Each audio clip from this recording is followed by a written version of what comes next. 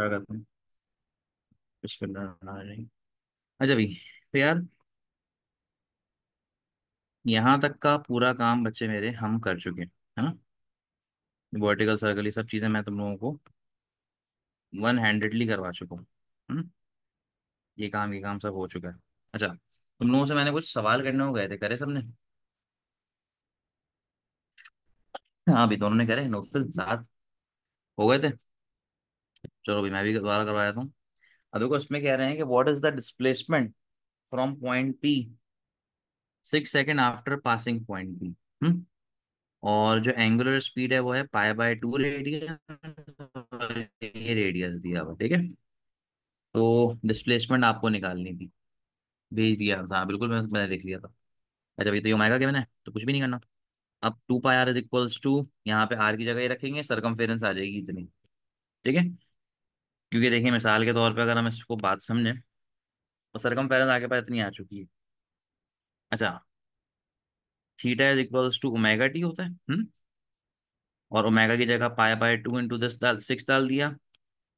0.8 into दे रखेंगे, answer आ जाएगा पूरा का। बात समझे? 1.6 जो है वो आंसर बन जाएगा तुम्हारा।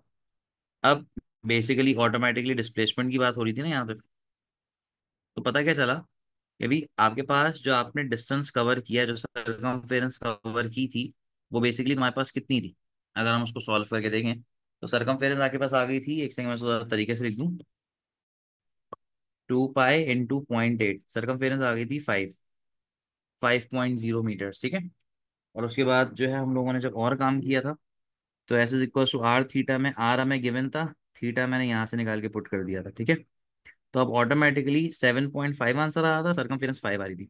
तो फिर जो है ना 7.5 को जब 5 से डिवाइड किया, 7.5 में से जब मैंने माइनस किया 5 को, मेरे पास 2.5 आंसर आया। 2.5 का मतलब क्या हुआ कि भाई सरकमफेरेंस अगर पूरी यहाँ तक 5 थी और 2.5 में मैं सिर्फ यहाँ तक जाऊंगा, ऐसे ही है।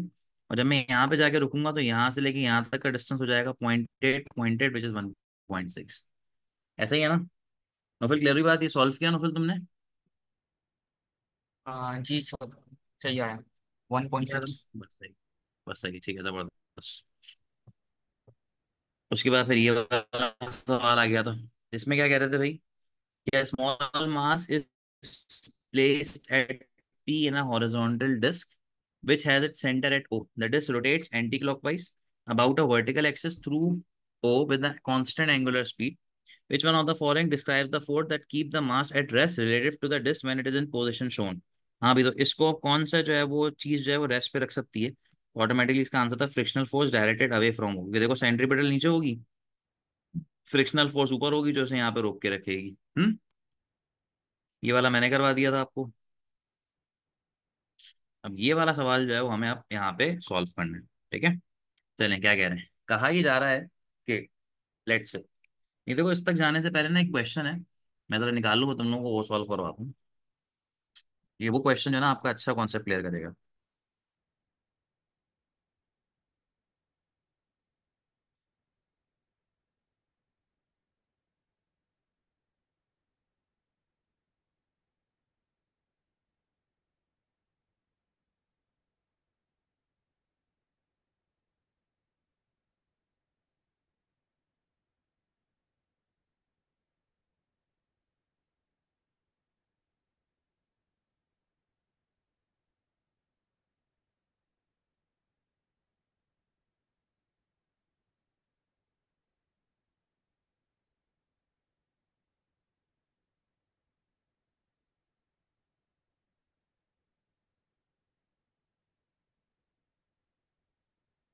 अच्छा भाई, खैर, अब बच्चों कुछ और सवाल हैं वो भी करते हैं। बैंकिंग ऑफ कर्व तो मैं करा चुका हूँ तुम लोगों को, है ना। अब जो नेक्स्ट वाला काम है जरा वो स्टार्ट करते हैं। अरे, इसमें मैंने गलो करने से पहले तो वो काम हो जाएगा कि भाई now we are going to discuss this thing जिसका नाम है एन एयरक्राफ्ट बैंकिंग। जब आपका एयरक्राफ्ट टर्न लेता है ना, बैंकिंग करता है, तो किस तरह से काम होता है, ठीक है। अब मान लो भाई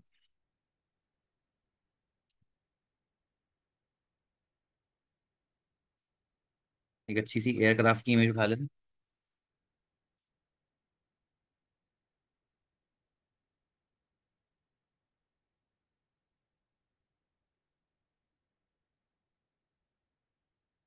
हम्म।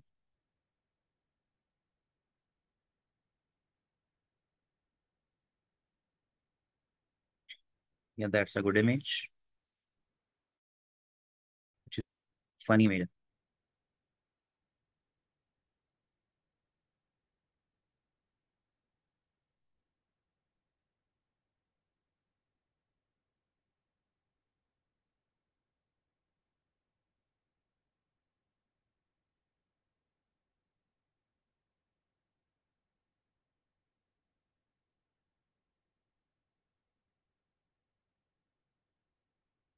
अच्छा ये तुम्हारा एयरक्राफ्ट है, ठीक है। अब इस एयरक्राफ्ट में यार क्या क्या चीजें जो है मौजूद होती हैं। तो देखो नीचे की तरफ होता है इस एयरक्राफ्ट का वेट, ठीक है। आगे की तरफ जब ये एयरक्राफ्ट जा रहा होता है, ये होती है चीज की फोर्स, जिसको हम थ्रस्ट भी कहते हैं। इसी तरह से बच्चों मेरे, जो ऊपर की तरफ एक फोर्स होती है जो कि ऑटोमेटिकली इसकी वेट को कॉम्प्लीमेंट कर रही होती है, इसका नाम होता है लिफ्ट। तो हम एल से डिनोट करते हैं। और पीछे की तरफ जो फोर्स होती है जो कि इसको अपोज कर रही होती है, इसका नाम होता है drag, which is basically a frictional force. Done है, ठीक है। अच्छा अब ऑटोमेटिकली क्या होता है कि ऑटोमेटिकली बेसिकली क्या होगा, जब ये एयरक्राफ्ट यूं था, अगर सामने से अगर हम इसका व्यू देखें, तो मान लो अगर ये एयरक्राफ्ट इस तरह से था,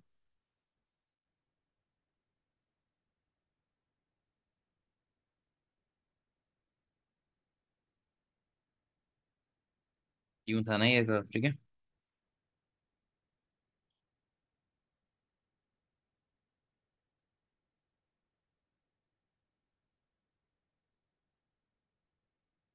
तो आपको सामने से इसके विंग्स इस तरह से दिख रहे होंगे।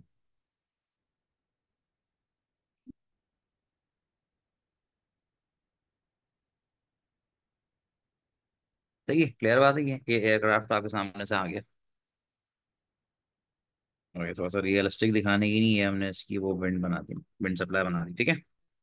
अच्छा इस सिचुएशन में अगर आप देखें तो वेट होगा नीचे, और जो लिफ्ट जनरेटेड है वो होगी ऊपर की तरफ, ऐसी है। अच्छा अब कहानी कुछ ये है बच्चे मेरे, कि अब जब यही वाला एयरक्राफ्ट क्या करेगा, अगर यही वाला एयरक्राफ्ट जो है वो क्या करे, टर्न करना स्टार्ट कर दो। हाँ भाई, अब अगर यही वाला एयरक्राफ्ट इस तरह टर्न कर जाए यूं, लाइक दिस, ये टर्न करेगा यूं, तो अब ऑटोमेटिकली क्या होगा, ऑटोमेटिकली इसका जो वेट है ना, जो वेट है वो तो अब भी नीचे की तरफ ही रहेगा। The weight will automatically act downward, weight तो नीचे ही रहेगा। लेकिन अब हो क्या रहा है, इसके टर्न होने की वजह से जो इसकी लिफ्ट है ना, जो लिफ्ट थी वो अब टर्न हो जाएगी, कि लिफ्ट तो यहाँ पे थी ना इंजन की वजह से, लिफ्ट जो है टर्न हो जाएगी बिल्कुल नॉर्मल एक्शन की तरह। अब होगा ये कि ये बन जाएगा लिफ्ट का एक कंपोनेंट, और ये बन जाएगा लिफ्ट का दूसरा कंपोनेंट। अब यार ये तो साइन एंगल यहाँ से बनेगा, तो ये बन जाएगा एल कॉस थीटा, और ये बन जाएगा L sine theta. Formulas vertical से बन रहा है ना एंगल इस तरह से।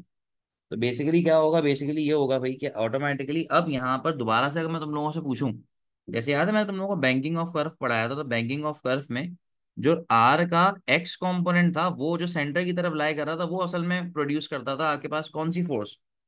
हाँ भाई वो कौन सी फोर्स प्रोड्यूस करता था, वो प्रोड्यूस करता था तुम्हारे पास सेंट्रीपिटल फोर्स। तो यहाँ पे जो लिफ्ट का एक्स कंपोनेंट है ना, जो सेंटर की तरफ लाई कर रहा है, विच इज दिस वन, ये प्रोड्यूस करेगा तुम्हारे पास सेंट्रीपिटल फोर्स, ऐसी होगा।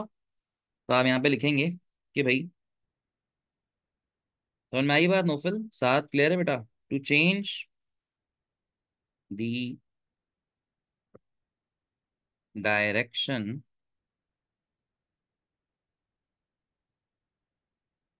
The pilot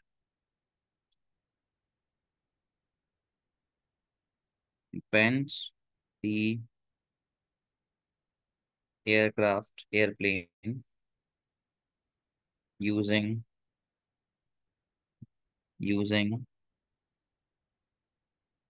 wings। Now the L cos theta will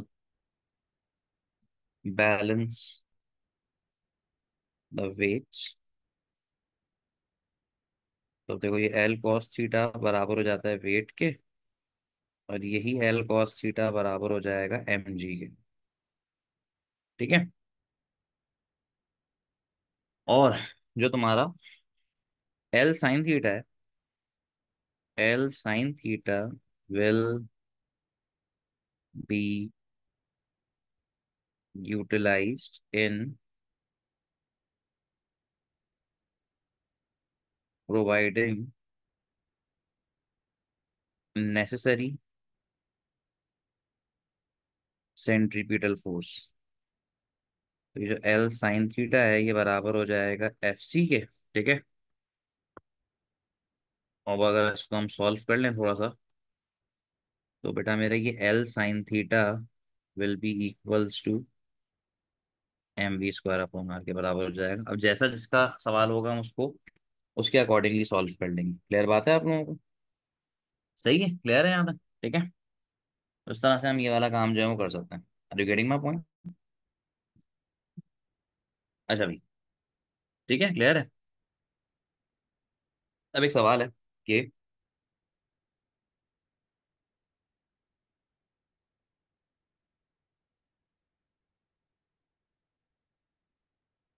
हाँ भाई, क्वेश्चन ये है कि भाई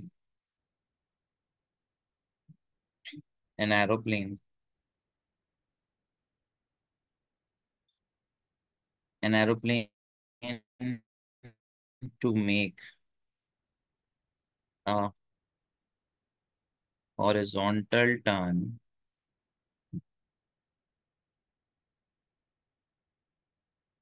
at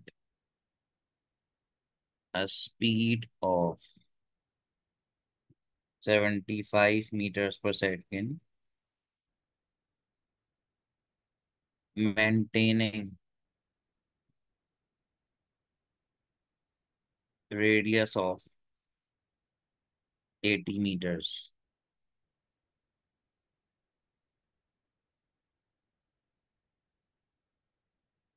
The angle,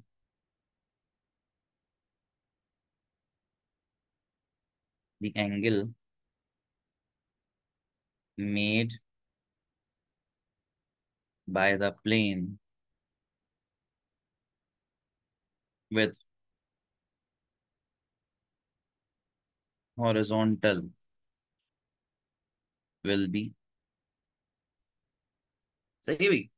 यानी कि अब कहानी कुछ ये है कि अगर हम देखें तो जो हमारा एरोप्लेन था भाई वो यूं था ना, इस तरह से यूं था।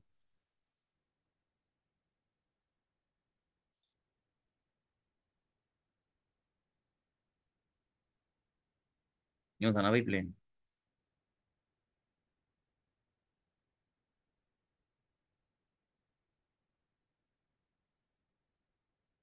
ठीक है। अब उसने हल्का सा अपने आप को टर्न करा लिया ना इस तरह से।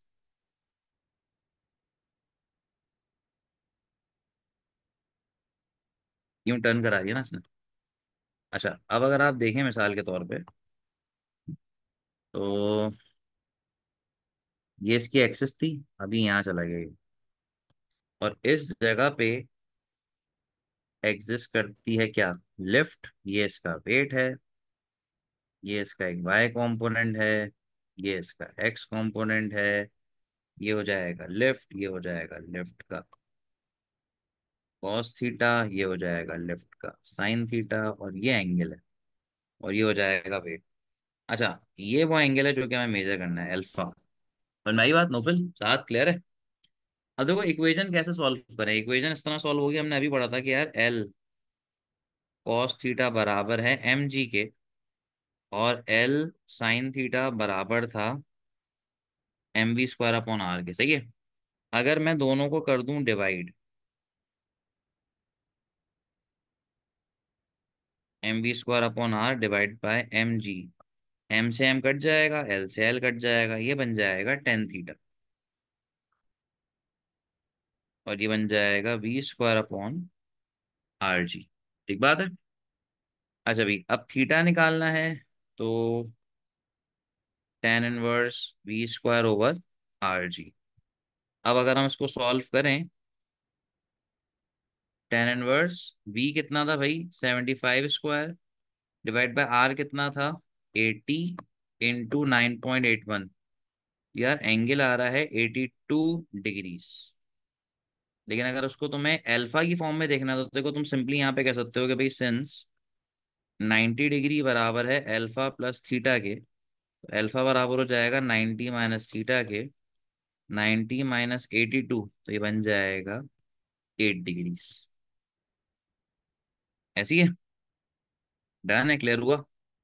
7 नोफिल क्लियर है बच्चे, समझ में आई बात तुम लोगों को? चलो पहले कॉपी कर लो शाबाश, ये लो, ये वाला हिस्सा कॉपी करो फिर आगे बढ़ो। नोफिल क्लियर हो गया बेटे? देखो। हाँ।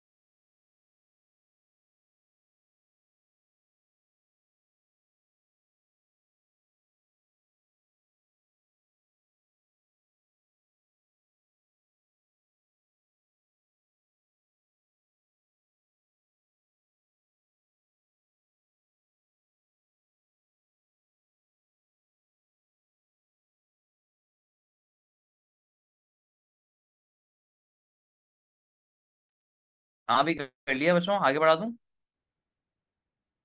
7 नोफिल हो चुका। नेक्स्ट स्लाइड दिखाऊं? जी जी सर, हो गया जिसका भी।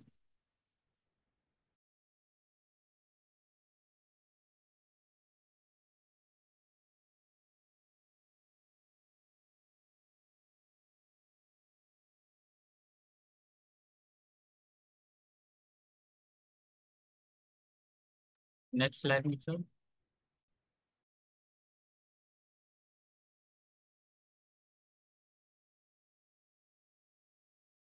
यार ये फिर वही कल वाला मसला हुआ है, रुको मैं दोबारा स्क्रीन शेयर करता हूँ।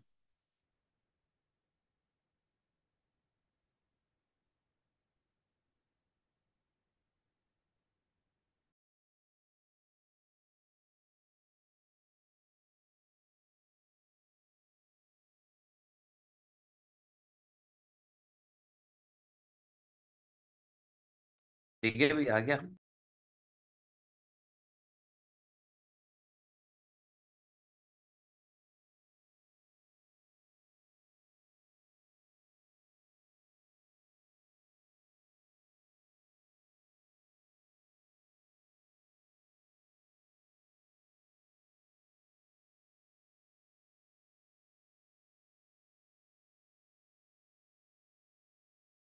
सर आधा आया है और आधा गायब है।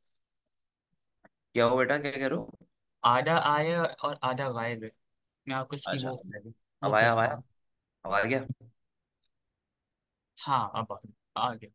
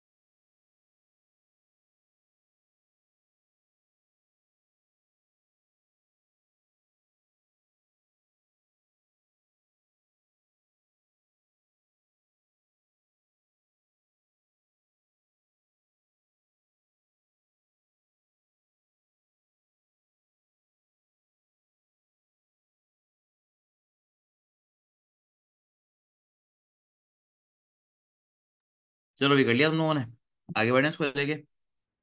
आओ चो, डन है, ठीक है। जी जी। अच्छा भाई, खैर, अब यहाँ तक का काम तो हो चुका भाई। अब इसको जो है थोड़ा सा और आगे की तरफ ड्रैग आउट करते हैं। तो बच्चों, अब हमारे पास जो काम होगा वो बेसिकली ये होगा कि अब अगर लेट से तुम लोगों को मैं ना एक वो दिखाता हूँ, क्या कहते हैं अपना,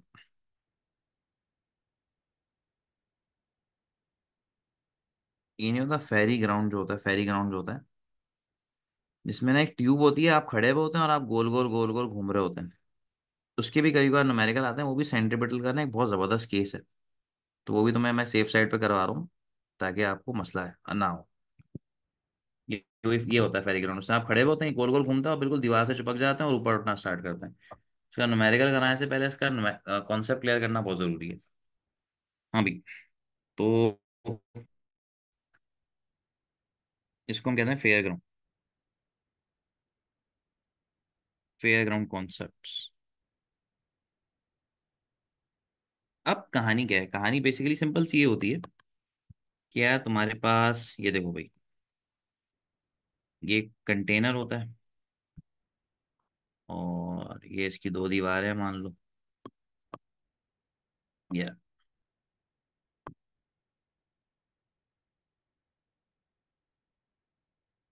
ठीक है।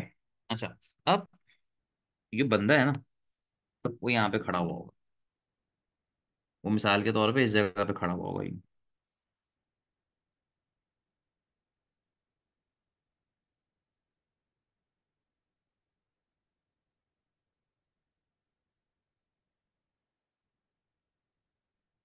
यूं खड़ा हुआ होगा।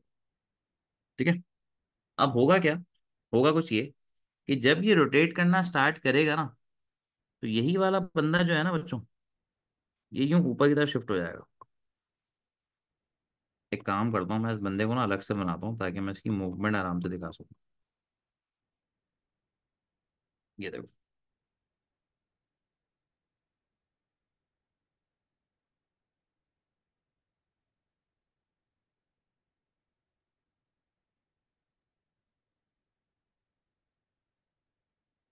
हाँ भाई, पहले ही बंदा यहाँ पे होगा इस जगह पे। ठीक है। अच्छा, जैसे ही अब ये रोटेट करना स्टार्ट करेगा, ऑटोमेटिकली ये वाला जो बंदा है ना, वो क्या करेगा, वो बेसिकली यहाँ शिफ्ट हो जाएगा ऊपर की तरफ। यानी कि अब उसकी स्पीड की वजह से वो हल्के हल्के हल्के हल्के ऊपर होना शुरू होगा, और अब वो मान लो इस जगह पे चला जाएगा। फेयर ग्राउंड में असल में होता है बेसिकली ये कि जो पूरा फ्लोर होता है ना, ये पहले रुका हुआ होता है और ये हल्के हल्के फिर नीचे होना स्टार्ट हो जाता है। ठीक है। सही है ना? अभी बात समझ में आई? अब अगर आप यहाँ पे देखें तो होगा क्या सिचुएशन में, सिचुएशन में बच्चे मेरे ये होगा कि अब इसको, इसका वेट इसे कहाँ ले जाएगा? नीचे। इसका वेट इसे कहाँ ले जाना चाहता है? नीचे। यूं, इस तरह इसका वेट ले जाना चाहता है नीचे। फ्रिक्शन जो कि दीवार और उसकी कमर के दरमियान में, वो कहाँ ले जाएगी? इसे ऊपर की तरफ। और सेंटर की तरफ बच्चों क्या लगेगा? सेंटर की तरफ लगेगा दीवार से आने वाला क्या? Normal reaction. ये दीवार से टकराया हुआ है ना ये। ठीक है। नॉर्मल रिएक्शन को हम आर कह देते हैं। बात समझे आप लोग मेरी क्या कहना चाह रहा हूँ? और ये पूरा कंटेनर जो है बहुत ही हाई स्पीड पे घूम रहा होता है। बात समझ में आ रही है? नोबल विजुलाइज कर पा रहे हो साथ? तो क्या होगा? As the cylinder spins, the floor drops down। ठीक है। Now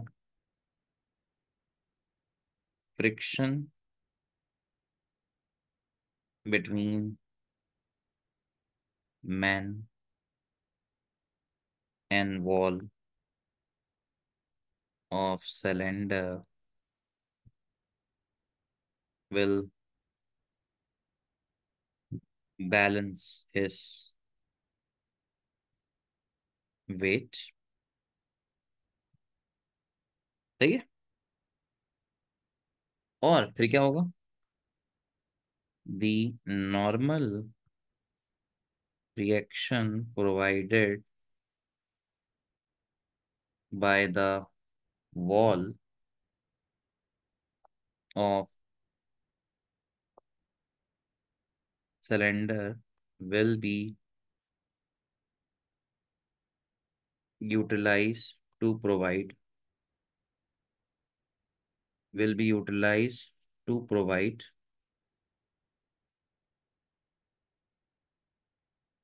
necessary necessary centripetal force. ठीक है। चलो हाँ, यानी कि अब जो नॉर्मल रिएक्शन है वो बराबर हो जाएगा mv² अपॉन r के। ऐसी होगा, बात समझ में आई? अब ये आदमी को लगेगा क्या, इस आदमी को लगेगा यार ये तो दोनों चीजें बैलेंस हो चुकी हैं अब लगातार ना। Automatically the person feel as if he is being pushed against the wall and now he is actually pushed off the wall and actually the push off the wall on the person. यानी कि असल में दीवार इसको धक्का दे रही है, ये दीवार को धक्का दे रहा होगा एक्शन के रिएक्शन के तौर पर, और ये चुपका रहेगा यहाँ पे। अब जैसे ही ये स्लो होना स्टार्ट होगा ये दोनों चीजें अनबैलेंस हो जाएंगी, ये चला जाएगा और ऑटोमेटिकली ये गिरना शुरू करेगा, तो उसी वक्त ये फ्लोर वापस आ जाएगा। तो एक सिंपली झूला है जो कि ये सारे काम यहाँ पे कर रहा है। बात समझ में आ रही है तुम लोगों को मेरी, क्या कहना चाह रहा हूँ बच्चों? डन है, क्लियर है, ठीक बात हुई यहाँ हाँ। तक? तो देखो मैं सारे बेसिक बेसिक कॉन्सेप्ट तुम लोगों को मैंने करवा दिए यहाँ पे, ठीक है ना। अब देखो वही कहानी यहाँ पे आ गया, वो पढ़ते हैं। कह रहे हैं show a fairground ride called a rotor, the rider stands on the wooden floor and lean against the cylindrical wall. The fairground ride is then rotated. When the ride is rotating sufficiently quickly, the wooden floor is lowered. The rider remains pinned to the wall by the effect of the motion. When the speed of the rotation is reduced, the rider slides down the wall and lands on the floor. ठीक है। चलो अब ये वही situation होगी। At the instant shown in the figure, the rider is rotating quickly enough to hold the ride at the constant height when the floor has been lowered. Draw on the figure two arrows representing all the forces on the rider when the held in this position. Label the arrows clearly. हाँ भाई, क्या होगा ये? Normal reaction, weight, centripetal force हो गई, ये friction हो गई, ये वही इसका रिएक्शन दिया हुआ है यहाँ पे, ये वेट होगा और ये आके पास दूसरी फ्रिक्शन आ जाएगी। ठीक है, डन हुई बात यहाँ तक?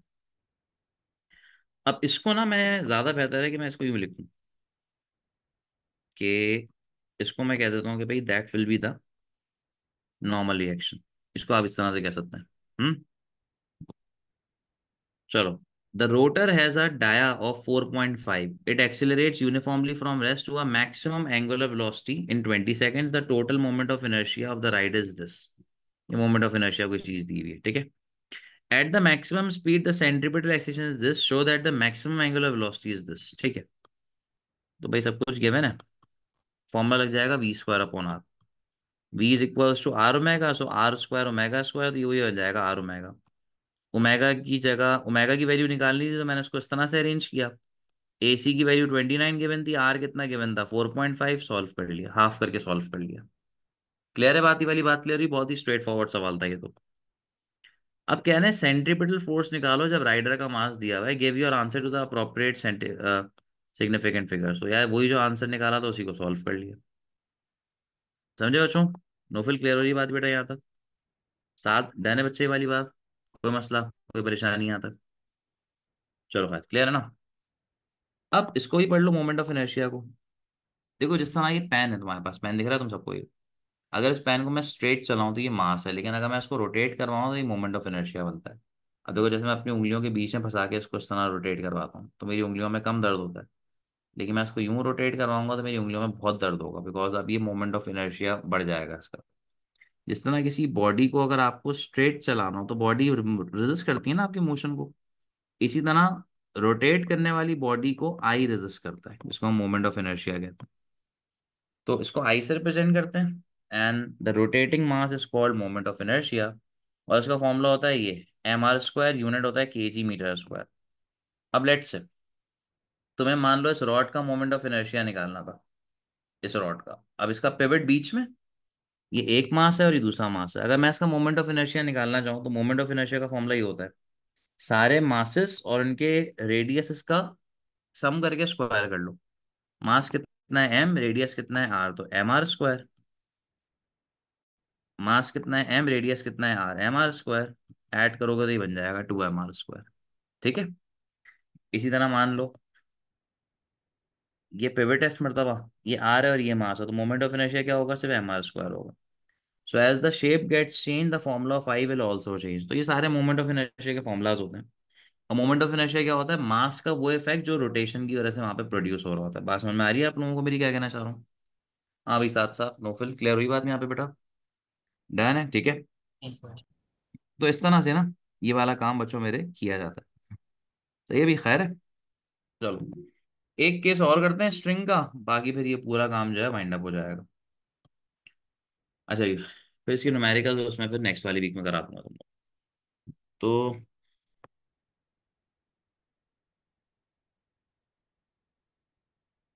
स्टोन रेलिंग, गोल गोल घूम रहा है, इन्हें हॉरिजॉन्टल रेलिंग, इन्हें हॉरिजॉन्टल सर्कल with the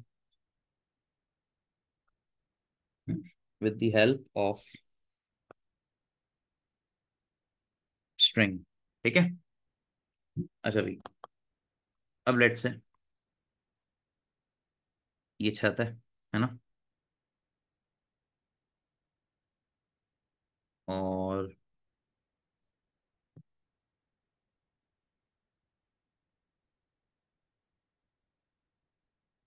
ये तुम्हारे पास मास आ गया।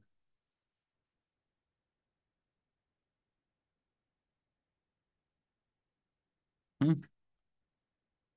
और ये जो है वो इस सर्कुलर पाथ पे रोटेट कर रहा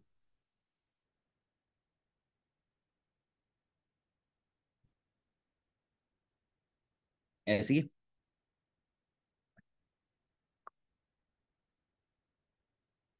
अच्छा जी, अब बेसिक काम है। वेट कहाँ होगा इसका, नीचे की तरफ।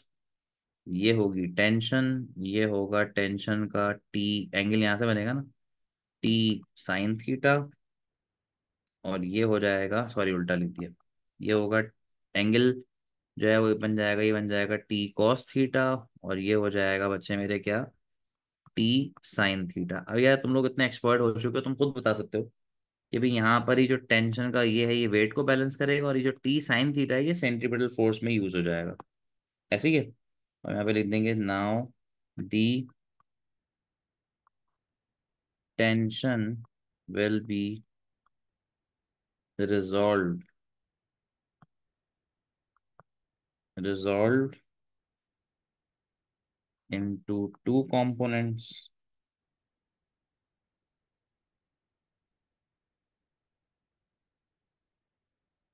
the L cos theta will balance the weight,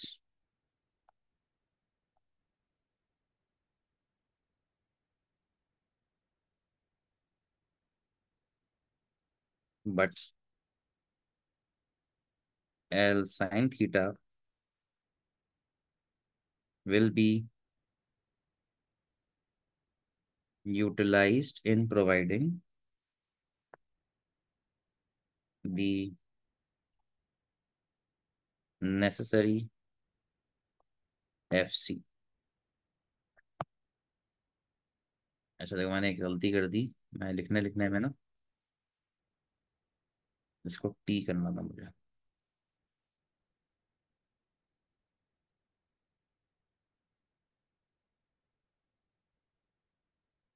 ठीक है।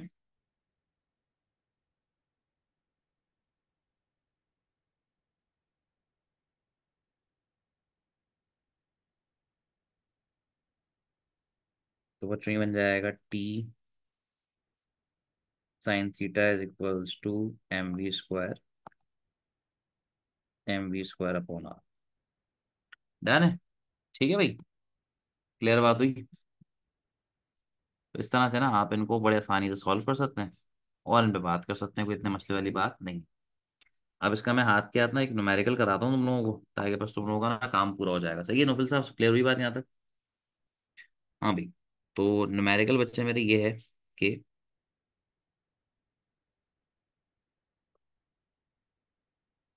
a mass of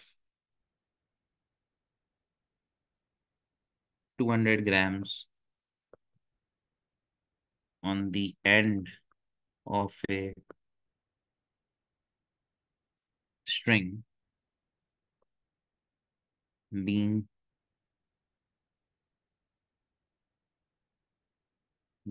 real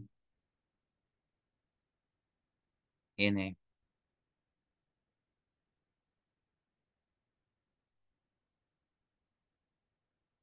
horizontal circle of radius 40 centimetre, ठीक है। The string makes an angle of 56 degree with vertical, ठीक है। फाइंड टेंशन, उसके बाद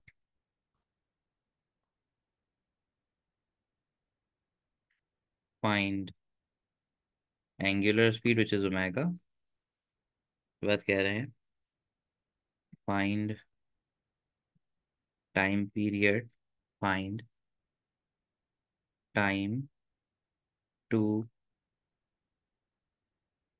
कंप्लीट वन रेवोल्यूशन, ठीक है। अब देखो इतना मुश्किल सवाल नहीं है, बहुत ही स्ट्रेट फॉरवर्ड आंसर है इसका। कहानी कुछ यूं होगी, देखो। ये मान लो एक वर्टिकल सर्कल होगा, ये स्ट्रिंग होगी, और ये तुम्हारे पास बेटा मेरे ये रस्सी होगी यहाँ पे, है ना। और ये सब मात्र है जो होगा।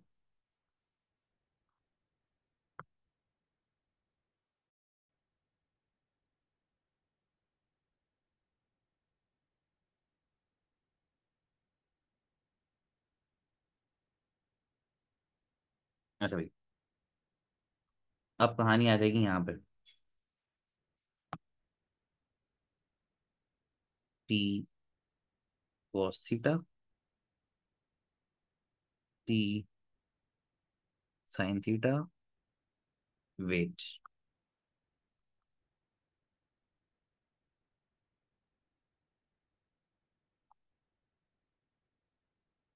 हाँ भाई, T T cos theta, weight, और रस्सी अंदर की तरफ है तो ये हो जाएगा टी साइन थीटा, ऐसी है। अच्छा, अब अगर हम टेंशन निकालेंगे तो बेटा मेरे इसको यूँ लिखना पड़ेगा कि भाई T sine theta will be equals to F C will be equals to M B square upon R. तो टी साइन थीटा, अच्छा ये एंगल 56 होगा, तो ये एंगल यहाँ से 56 हो जाएगा, ऐसे ही है। तो T sine theta will be equals to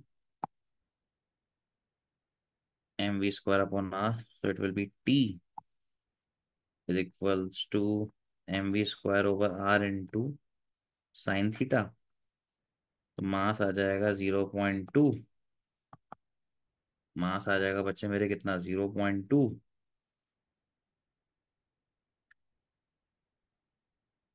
अच्छा मैं सवाल में देखता हूँ कि वेलोसिटी तो नहीं गिवन। नहीं, सवाल में वेलोसिटी गिवन नहीं है, तो बच्चों इसका मतलब ये वाला क्वेश्चन मैं इस तरह से सॉल्व नहीं कर सकता। चलो, अब मुझे एक और तरीका दिमाग में आया। मैंने कहा यार एक काम कर लेते हैं कि जो टी कॉस थीटा है उसको भी ज़रा बराबर ले लेते हैं किसके, वेट के। अच्छा, टी निकालने की नहीं है, M G over cos theta, यहाँ से टी निकल सकता है मेरा। एम कितना है, 0.2 इंटू 9.81 इंटू कॉस 56, ऐसी है ना। अब मैंने हिट एंड ट्रायल करके देखा, तुम लोगों के साथ नहीं हुआ तो मैंने छोड़ दिया, बात समझ रहे हो दोनों। और मैं कॉस 56 से डिवाइड कर देता हूँ तो यार जो टेंशन आ जाएगी ना मेरी, वो आएगी 3.5 न्यूटन। बात समझे आप लोग मेरी। हम्म। जाने, एक पार्ट हम लोगों ने सक्सेसफुली जो है अलहमदिल्ला पूरा कर लिया। अब जो नेक्स्ट पार्ट है उसको पूरा कर लेते हैं जरा। तो भाई part number 1 is done, part number 2 है ओमेगा। तो अब अगर हम देखें तो यहाँ पर जो टी साइन थीटा है it is providing necessary centripetal force, ठीक है। तो ये हो जाएगा T sine theta is equals to M R omega square. अब ये फॉर्मूला मैंने तुम लोगों को सेंट्रीपिटल का मेरे ख्याल से लास्ट वाली क्लास में ड्राइव कराया था, मैं तुम्हें दिखाया था, ये देखो ये कराया था एम आर ओमेगा स्क्वायर, याद है। हाँ भाई, भूलना नहीं है इस वाले फॉर्मूले को, ठीक है ना। तो अब अगर हम इसको देखें तो ओमेगा स्क्वायर निकालूंगा, so it will become T sine theta over M R square, हटाते ही रूट आ जाएगा यहाँ पे। So omega will be equals to under root, tension है 3.5 into sine 56 divide by 0.2 into R कितना है भाई, 0.4, ऐसे ही है। तो बेटा मेरे 3.5 into sine 56 divide bye 2.2 into 0.4। बच्चों जो ओमेगा है वो बन जाएगा 6 रेडियंस पर सेकेंड। ठीक हुआ। अच्छा, अब आखिर में रह गया टाइम पीरियड। टाइम पीरियड इस ओमेगा से ही निकलेगा। ओमेगा होता है थीटा अपॉन टी, तो टी बराबर हो जाएगा थीटा अपॉन ओमेगा के। एक रेवोल्यूशन के लिए पूरा 2 पाई और ओमेगा की जगह 6। आंसर आ जाएगा 1.04 सेकेंड। मुझे बताएं, क्लियर हुई बात आप लोगों को? हाँ भाई, 7 नौफल, बात समझ में आई तुम लोगों को? क्लियर है पूरा काम? तो देखो इतने सारे सवाल करा दिए, अब तुम लोग खुद सारे सवाल कर सकते हो एज इट इज। हाँ भाई नौफल साहब, कोई मसला, हाँ आपकी परेशानी? चलो ठीक है बच्चों, कुछ पर यहाँ पे रखते हैं इसको। बाकी ये फिर इंशाल्लाह मैं नेक्स्ट वाली क्लास में कराऊंगा। थ्योरी पूरी हो चुकी है। नेक्स्ट वाली क्लास में कुछ और पास पेपर्स करेंगे और इस पूरे चैप्टर को माइंड अप करेंगे। डन है, ठीक है। ये लो भाई, अब इसकी पीडीएफ ले लो ताकि फिर काम आसान हो जाए। ठीक है, कोई सवाल कोई परेशानी? नोफल क्लियर है बेटा, 7 हो चुका। चलो सही है भाई, नेक्स्ट वीक मिलते हैं इंशाल्लाह आपसे। अब देखो नेक्स्ट वीक इसको खत्म करेंगे और फिर इसके एक टेस्ट ले लेंगे यहाँ पे सर्कुलर मोशन का। ठीक है। ठीक है। चलो ओके भाई, टेक केयर बच्चों, अल्लाह हाफिज। बाकी रिकॉर्डिंग में अपलोड करके तुम लोगों को बताता हूँ। चलो, अल्लाह हाफिज।